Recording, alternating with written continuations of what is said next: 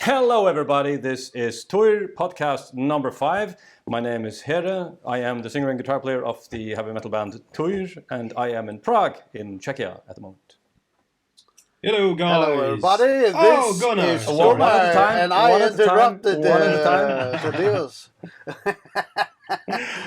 You were saying Thaddeus? Was it already my time? Was it your time? Yes, I'm so apparently. sorry. Apparently. Apparently. Yeah. Okay, so Yeah. that guy over there, that's Gunnar. He's our bass player. Ha ha. No, nice introduction. So what do you do, Thaddeus? Oh, right. I'm the drummer. Yeah. I'm the drummer boy. And Where are you? am in Budapest. Oh. And you, funny guy, talking out of turn. Where are you? Well. Still the Faroe Islands. Damn. Damn. Didn't get that teleportation down yet.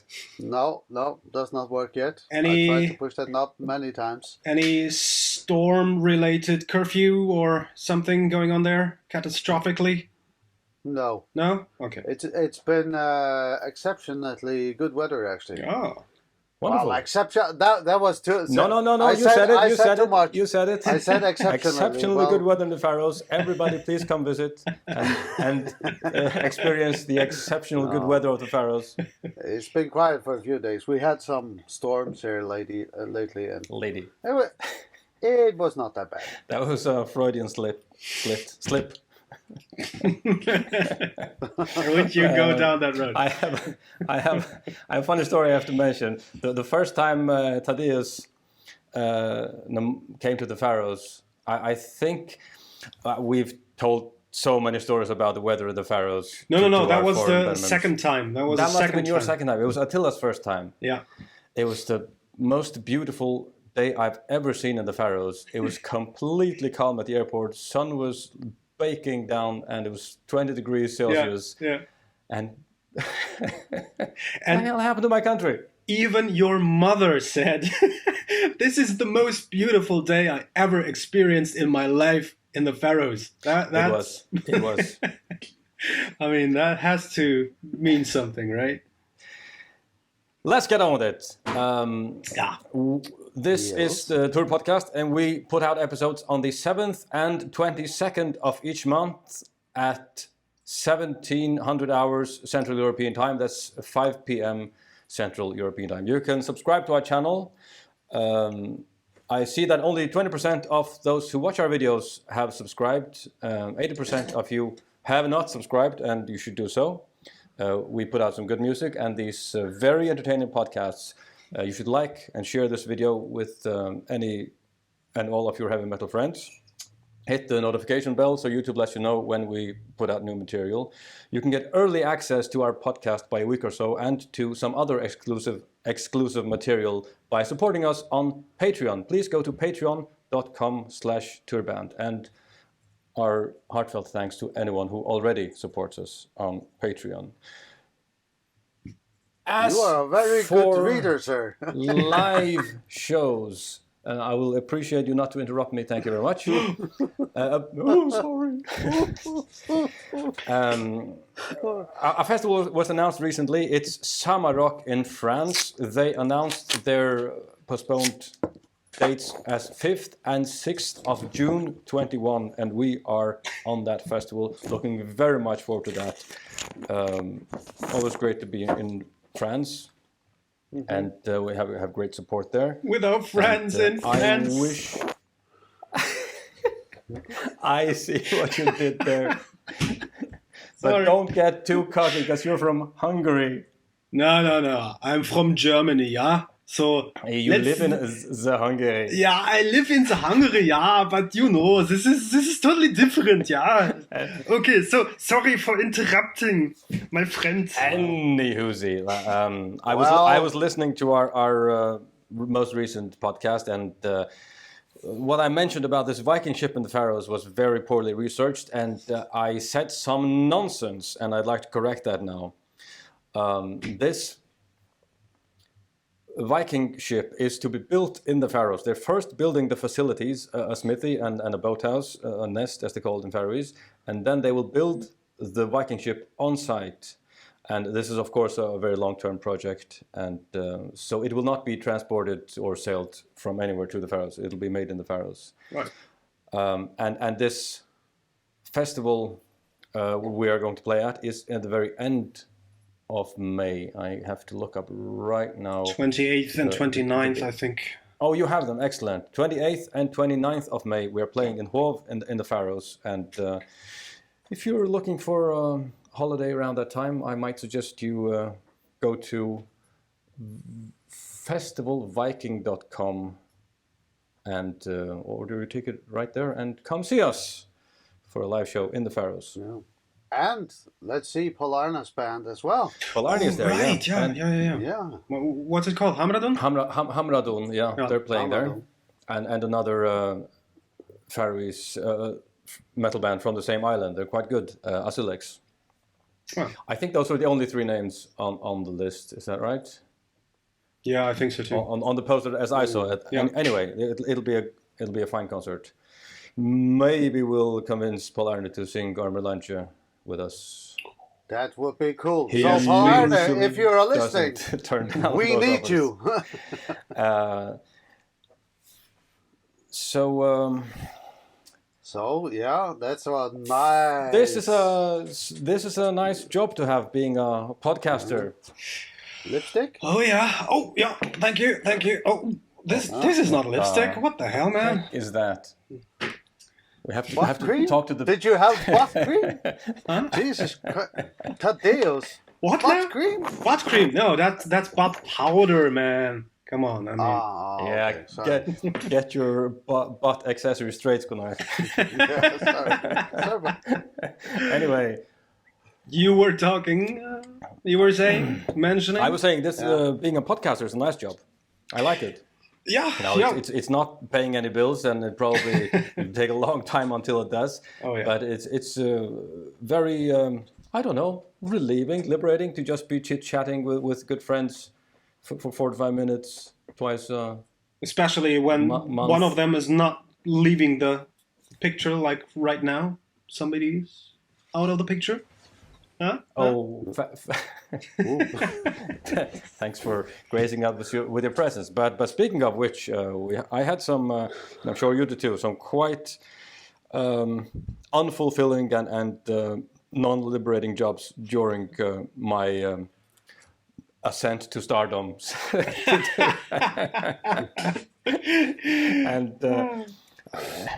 And I think the very first job I remember ever doing for money was at a tiny gas station in Toftir in the Faroes. It's one of the southernmost villages of Eysturoy, and there was a tiny gas station. It's like a an outhouse. You know, there one person could fit in there, and then there's a gas pump and a tank under it. And I remember this place very well. Yeah. It was a horrible job. It paid like, I don't know, 15 or 20 kroner an hour. How much is that? No, not 20. It was less than that. I must have been 12 or 13 when I started that. So you by Faroese payment law, you get less than an adult would. Of course. So if it's 7.5 krona, Danish krona is €1. €1. Okay, so you 2 can euros make about. some fast math in your head, and it's an unhealthy job pouring gasoline all day. An extremely unhealthy job. I remember I passed out once or twice from the gas fume. That would not fly anywhere today. You're standing there on the summer days. Shall I make it full now? No wind. No, there's no wind, and the gas is just, the fume is just coming right up at your face, and you can't go anywhere. You have to hold this pump, and you can't reach, for fresh air. And I simply passed out. This happened twice. It's extremely unhealthy. Sounds very fun. So that was my first job, and I did not like it, to say the least. Of course, most of my works since then have been in the Faroese fishing industry and some other stuff in things in Denmark. What was your first job, Thaddeus? Well, my first job, I mean, that was not even a real job because I didn't get paid for it, but I helped out as a stable lad, and I'm not talking about my mental condition, but a lad in a stable, because Tending horses, I suppose. yeah, of course, yeah. My father was a riding instructor and professional show jumper, so this was just some work we had to do within the family. So helping even the smith or the horseshoe maker, and well, yeah, tending to the horses. But I really loved that. But my first shitty job was Here we at go. at a dishwasher, a plongeur, at an opera festival in Austria.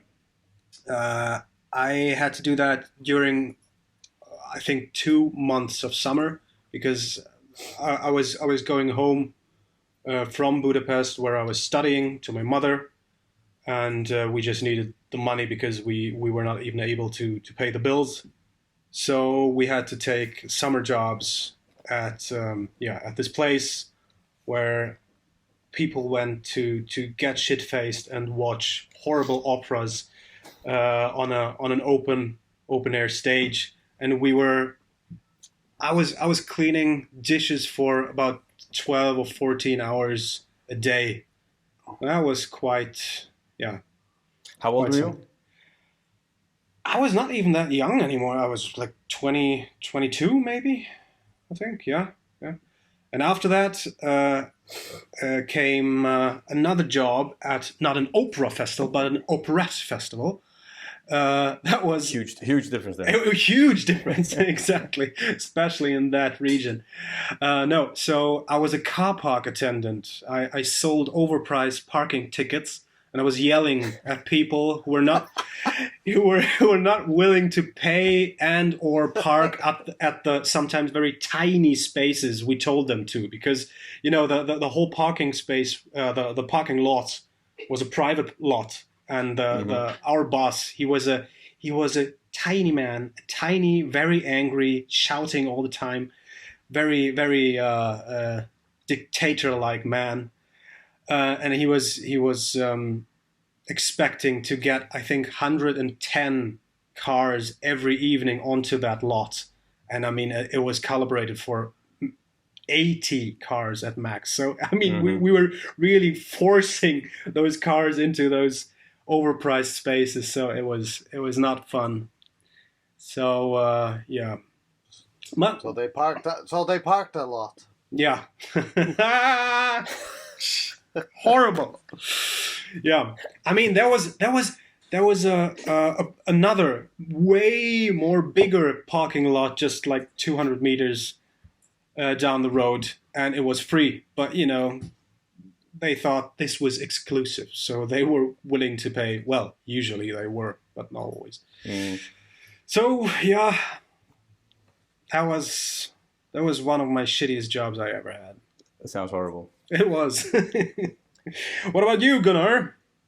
Oh, to be honest, I can't really remember what exactly my first job was. I guess it was escaping from school because I hated You see school that by heart. as work to escape from school. Oh, I escaped down to the docks and I put bait on the long lines Ah. and Yeah.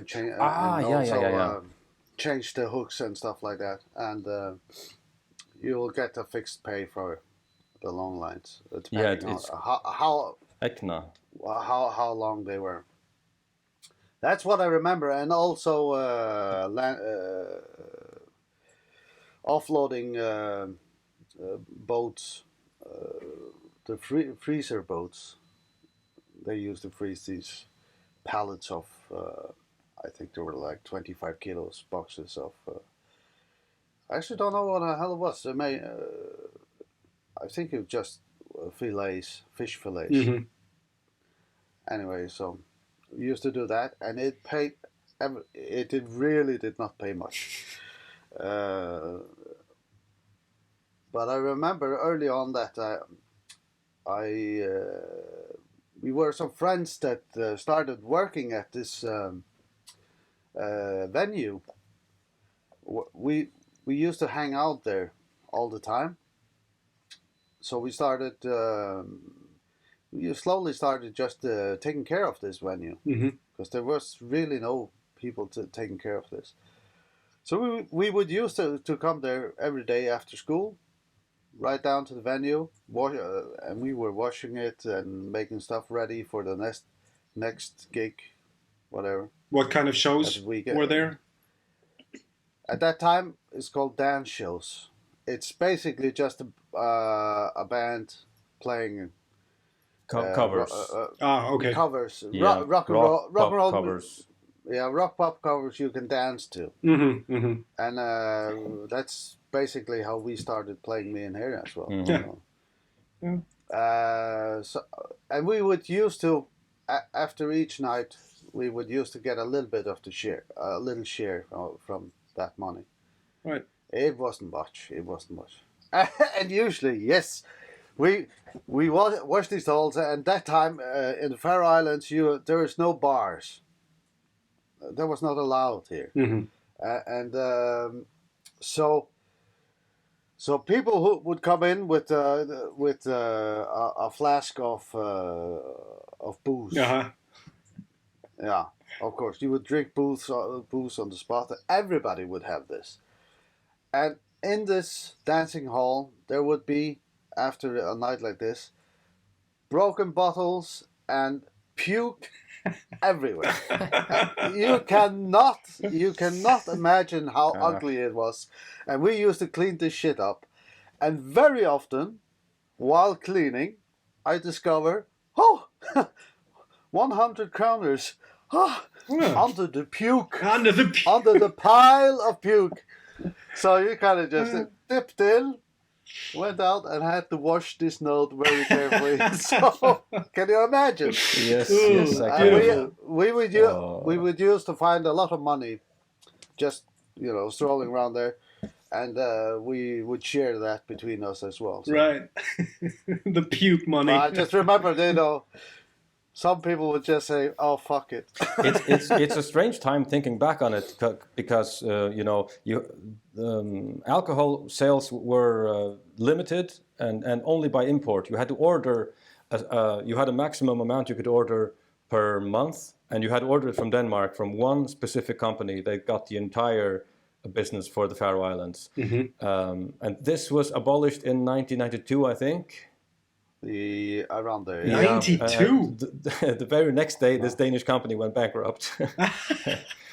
Anyway, so people, you have very bad drinking habits. People, there were no bars, so your partying area was a car. You would get a driver or whoever was least drunk would drive, and most of these clubs did not allow people to bring alcohol inside. You had to stand outside and drink it, and then go inside. So. There was these rolling bars, people would go out and drink in their car and then go inside to this club. And it was a horrible system. And the one that is now is not good, but it's better at least. People would get... It's called... it was called rations because you could order... I don't remember exactly how it worked, but you could order like 12 bottles for a certain period of time. Right. So when one guy ordered all this, he got 12 bottles of vodka or whatever. Usually it was aquavit. Many drank that shit. Aquavit, yeah. And the problem is, when you got this package, people will steam around your place, and it was a fucking big party. And it would be, it would be emptied very fast. So they would run round to the next.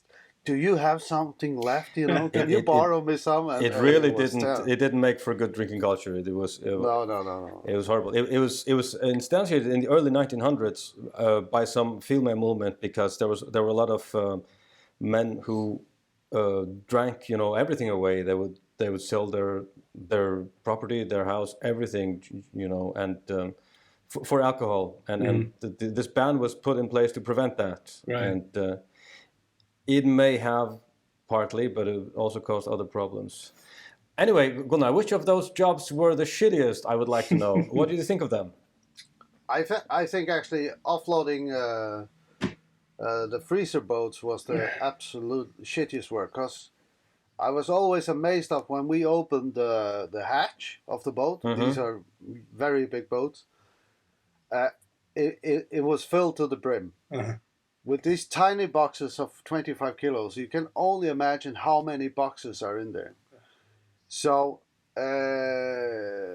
so when you finally were done offloading this boat, and this was like 2 stories high storage rooms.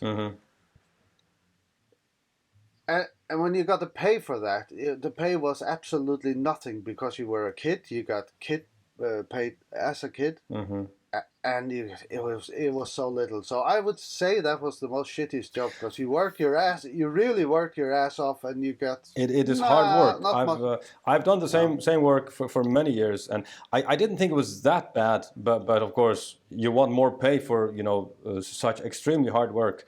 What I really hated was there are some boats who don't have these boxes. They have these high stacks with walls of aluminium that you can kind of take down, and the fish is there, layered with ice to prevent it from rotting, and you simply put this fish into a big box that is then taken up by a crane, and then the kinds of fish, it's divided into species by sorting table.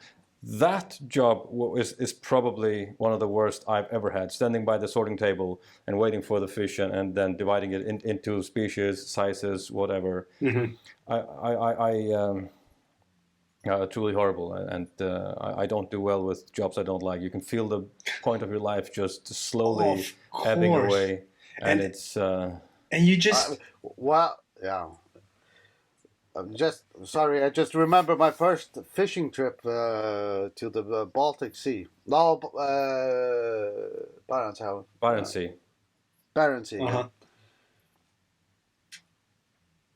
I was not prepared for that one. We had been partying, me and Here and some other guys, in the night time, and my mother and father, they called me. I think it was 1 or 2 o'clock in the evening, or in the night, and asked me if I wanted to go for a fishing trip to the Barents Sea. And I said, "Huh? What?" I was drunk. How old were you? I don't remember. I actually don't remember that. I would guess you must have been under 18. No, I think it's after. Okay. But anyway. So they said, "Well, does it pay anything?" And my father rambled something about lots of money and stuff. And I said, "Oh, fucking great! Yeah, I'll go. Yes, of course. Yeah, fine. The boat is already on the way, and your mother put all your clothes on the boat. They're coming to get you in Runavik. Because my parents were living here where I am right now. Right. I used to live in Runavik." And I said, "What?"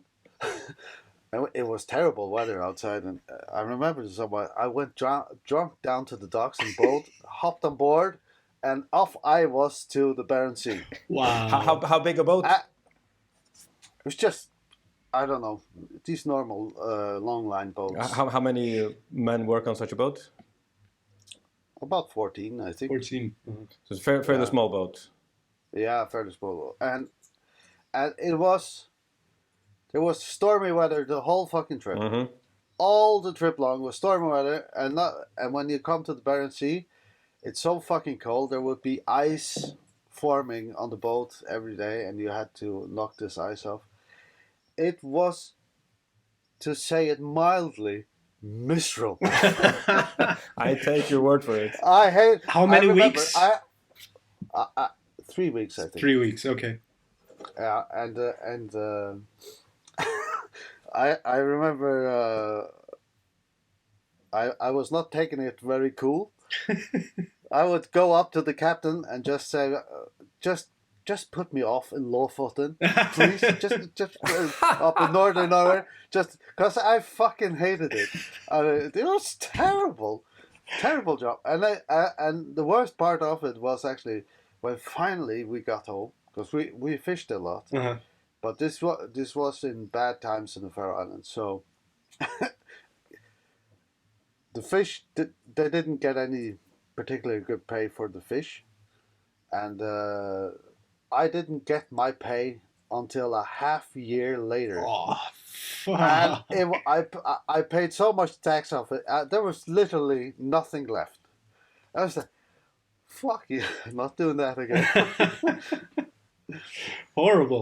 But to be fair to that boat, I went out fishing with that boat later on, and they had renewed it, and it was fine. I had some good fishing trips with that one after. It was the first one. The most recent job I had was at Bakkafrost salmon breeding and processing plant in Saltangará. Right. And it was washing. It's the biggest building I think in the entire Faroe Islands. Their brand new factory, and they are one of the world's biggest producers of, or maybe most prestigious or high quality producers at least of salmon, and from midnight until 8 in the morning, the whole factory has to be cleaned, like disinfected, like industrial clean, and doing that job was what we did, like just hosing salmon gore of the machines and then washing them with several kinds of soap and disinfectant. And that's a beautiful heavy metal band name, Salmon Gore. Imagine two huge venues, like or even three, and that's the area you have to do all on your own. So when I have these jobs, I noticed I was a postman also once in Dragur in Denmark. I prefer jobs where I'm left to my own and I don't have anyone to work with, and I don't have a boss standing over me. Those are the jobs I prefer. And being a postman, I thought was fine. I was really surprised by how much I liked it. But this work at the salmon factory is a little bit uncomfortable. You have to dress up, quite warm, and then waterproof clothes on top of that, and then you go host this salmon gore off everything.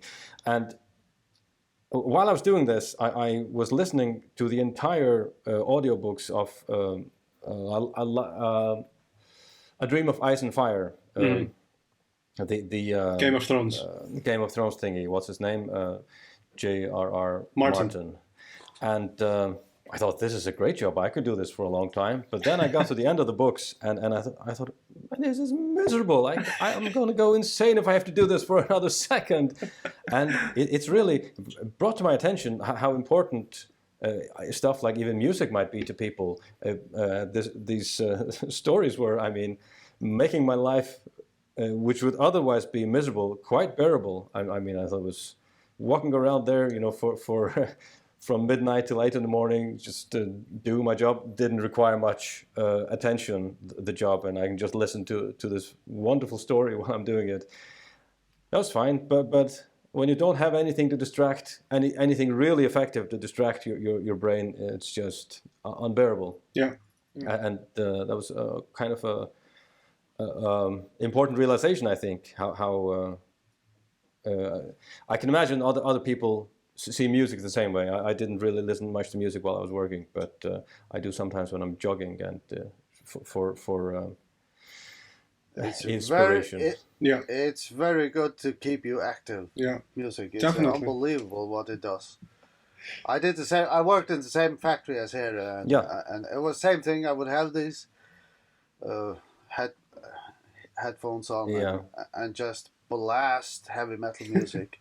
Or listening to audiobooks, and time just flies. Yeah, really does. Definitely. Yeah. But and you still do a good job. You actually concentrate better on your job. I think. So. But even when you're not working, but like you said here, you're out jogging, running. I experienced that I'm way faster when I listen to music than if I'm going without any kind of music or audiobook. So it gives you more, intensity or concentration or whatever. I think you tend not to focus on the negatives If you understand, it's like if you don't do it without music. If you do it without music, you're focused on your breathing. Yes. Something else will be in your. And when you run, forefront. you can feel you're getting a little bit tired and stuff like that. But if you have the music blasted on, you are completely focused on the music, and you're just running. Yeah. And the music will even make you run faster because you get this. I don't know. What you get out of music? Yeah. Energy. Yes. You get this. You're preaching to the choir, man. Yeah. So, I always imagine playing a concert or something. Yeah. Yeah. And it works even better when a song comes up that is absolutely in sync with your tempo. So you can run onto that BPM. That's Rammstein Yeah. has Okay. good tempos. Okay, yeah. I never tried that. I have some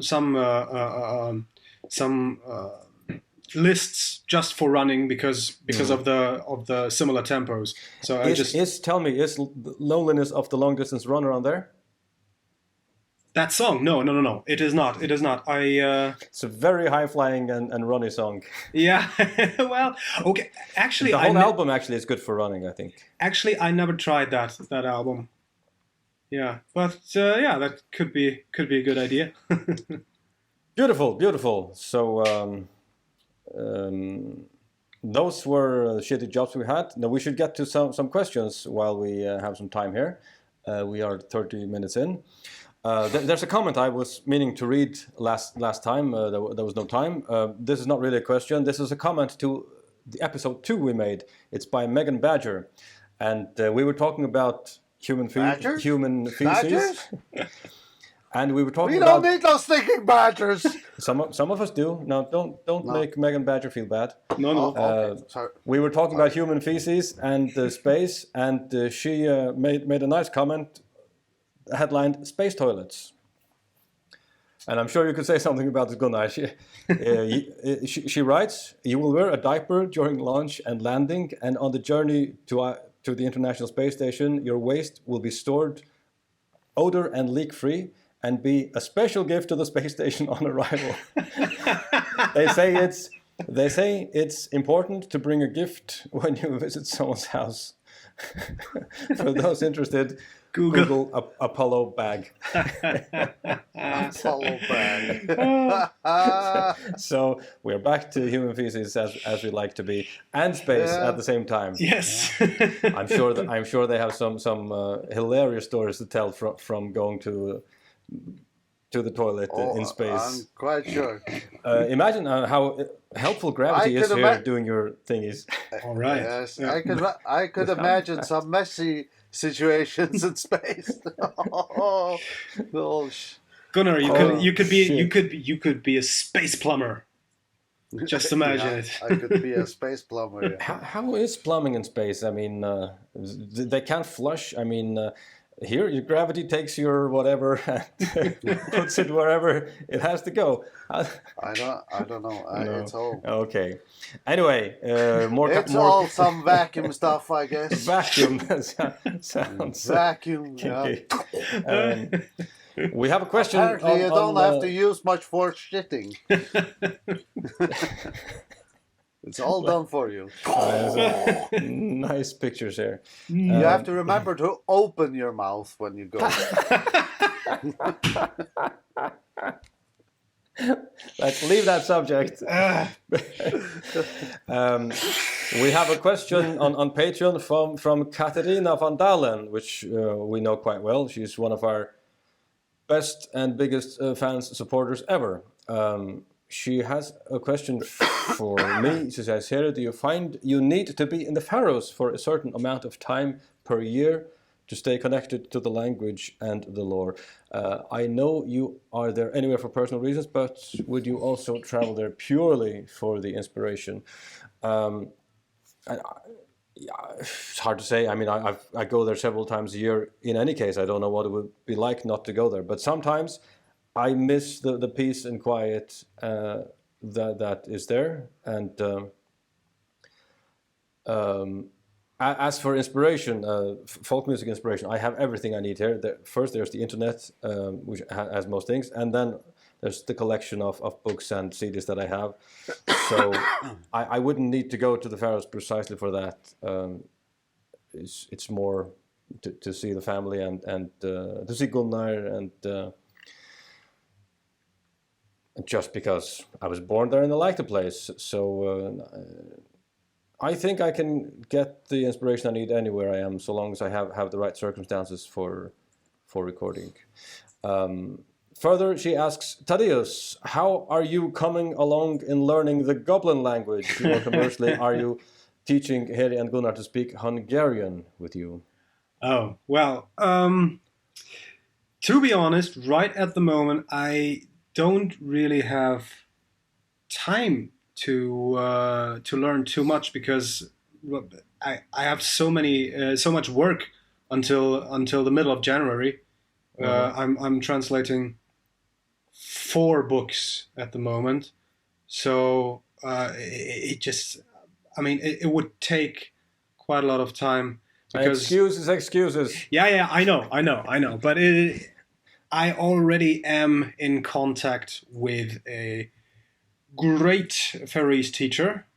Oh, you are? Who? Yes, I am. From the Faroes. Well, she lives there for 25 years now. The German lady. German lady from the choir. Yes, of course. Of course. The linguist expert. Yes. So I think I still wait for her reply, but I think we could make some online lessons in the future. Well, that would be my plan. So this is not forgotten. I'm still on it. It's just postponed a little bit. Can I ask you, Thaddeus, please to let me know before you are fluent in Faroese, so that we don't make fools of ourselves? No. That will get you surprise. And Hungarian. Well, I taught some swears to you, I think, right? Swearing. Tagetsi. Let's keep this. What was clean. that? Was that spaghetti? Spaghetti. Yeah, he said spaghetti. Yeah. Well. Yeah. Okay. Yeah, but I mean, Hungarian is not the only mother language I have. So sometimes we just switch to German, and that is weitaus einfacher für die anderen Jungs hier, nicht wahr? So yeah. Ach so. Good on you. That's sehr gut, yeah. Next comment is from Sarah Herzog on Patreon. Now, the only question I have is, what kind of tea should I enjoy? I love enjoying my tea or coffee whilst watching. It makes me feel like I'm in the room. I prefer Earl Grey tea, black, maybe with lemon. But whatever you like. What are you gentlemen drinking? Black coffee. Taifu. Coffee? Taifu. No, Typhoid? I like that too. It's actually here in the Faroe Islands they say typo. Yeah. Because of the spelling. Typhoo. Typote. Typo. So there are some funny stories. Another question on YouTube asked by S1KSOW. I'm not sure if that should be pronounced. Here, if you remember, what guitar did you use on this album, referring to Half Far to Asgard? I had an Ibanez RG 7-string 24 fret. I think it was the cheapest. Well, it wasn't very cheap. It was about 18 or 20,000 Danish. So that was pretty expensive. But it was the cheapest one I could find at the time. I sold this to my big brother, actually. So it's still in the family, but I prefer the stuff I have now. Next question on YouTube asked by Think Potatoes. Would you guys ever consider re-recording some of your early songs similar to your Eric the Red album? The Rune is the first song I ever heard from Týr, and I've always wanted to hear it on the vocals. I feel like a lot of your earlier songs were really awesome, but kind of fell to the back burner due to the recordings being lackluster. The first album is it was very, very cheap, and we went to a studio that really didn't make albums. It was a demo studio, and they made demos for people who wanted to young people who wanted to get into the music industry. So we asked a lot of them, and we paid them very little, and we got what circumstances allowed. We have re-recorded Hail to the Hammer, and that's a bonus track on Land, I think. We might re-record some more of these songs later, but as I've seen, bands who re-record entire albums don't get a lot of credit for that. It's not very popular. But we might re-record a song or two for a bonus material here and there. That's my thought about it, at least. I would love to. Yeah, definitely. The same person, that's Think Potatoes, asks another question. Oh, also any tips on caring for longer hair, growing it out so I can participate in the magnificent art of headbanging? I'm afraid in that regard you're just lost to your genes. There's nothing you can do. If you have good hair, you have good hair. For example, Thaddeus's hair can grow below his ass. I didn't cut my hair. Well, I did cut my hair recently. It wasn't cut for 5 years, and it never comes, lower than my shoulder blades. It just doesn't get that long. Gunnar's, I think he could walk on it if he didn't cut it. So no, actually, it stops around the waist somewhere. Yeah. Yeah, it does not. I haven't cut mine for a long time, and it really doesn't happen much to it. It just stays to a certain. Do you experience there's anything you can do to help it? Force nature? I have no idea.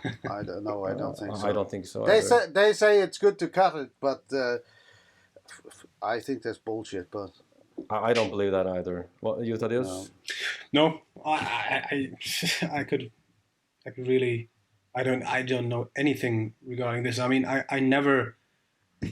I just only recently started to realize that I might want to tend to it more because I'm getting close to 40 and it's not that much anymore like 20 years ago. But one thing I heard is you sometimes just wash it with beer and raw egg, but I don't know. I'm not a hair expert, so I don't know. Anyway, that's.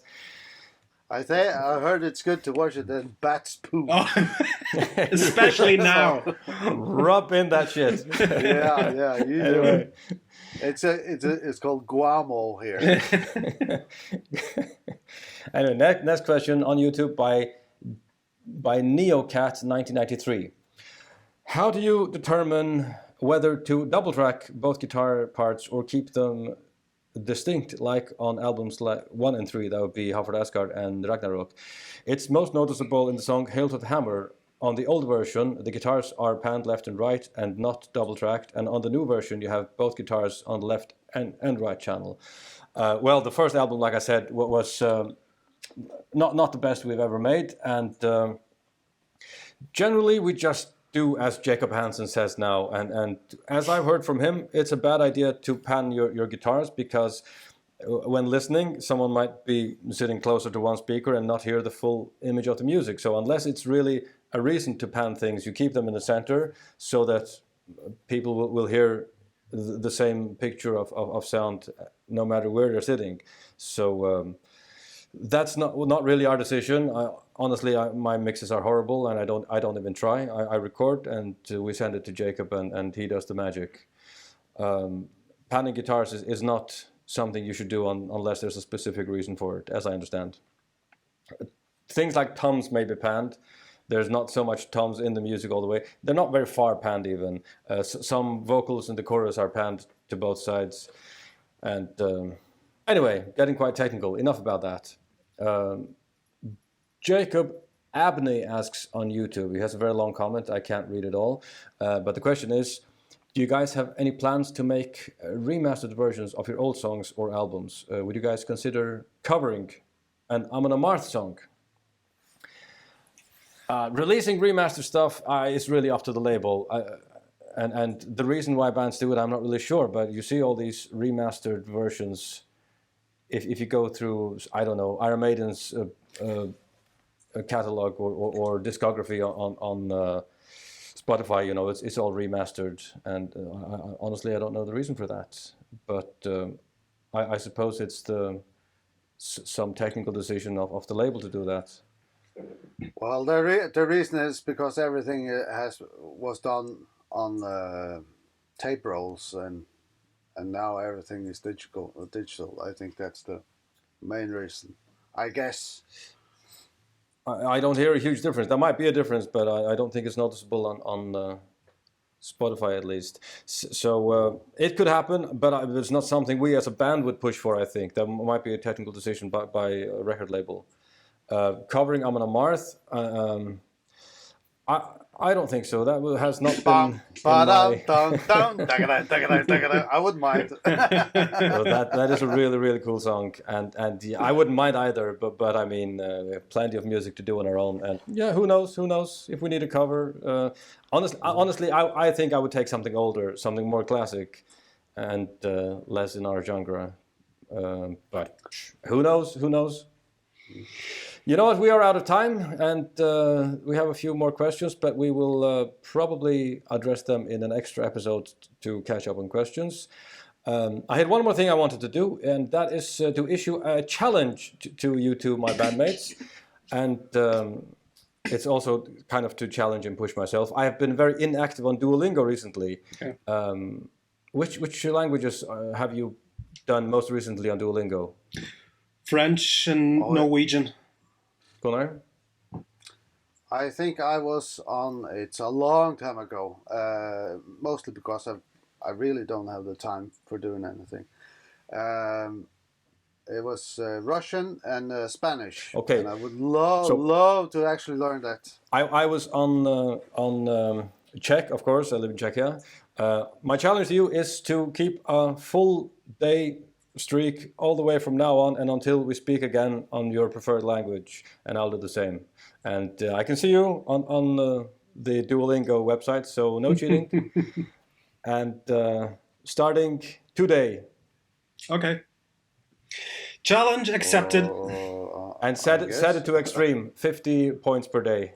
50. Okay. 50 experience points per day. Okay. I lost already. Nah, come on, Gunnar. No. You can do it. You can do it. We're rooting for you. Exactly.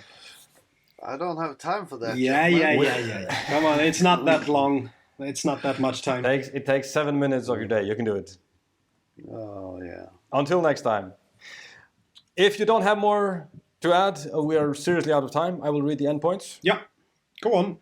You can follow us on Instagram, where we are Týr_official. You can follow us on Facebook, YouTube, and Twitter, where we are Týrband. And you can follow Gunnar on Instagram, where he is Guns, that's Gunz bass.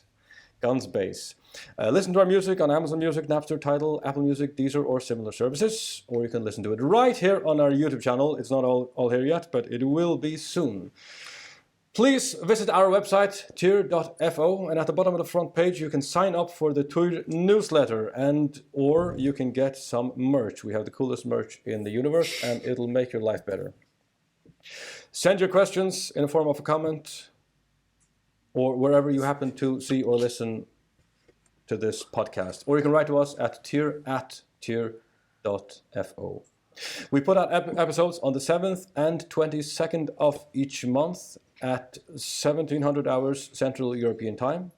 Thank you for watching and for listening, and we hope to see you back here on December 22nd at 1700 hours Central European Time. Bye. Goodbye.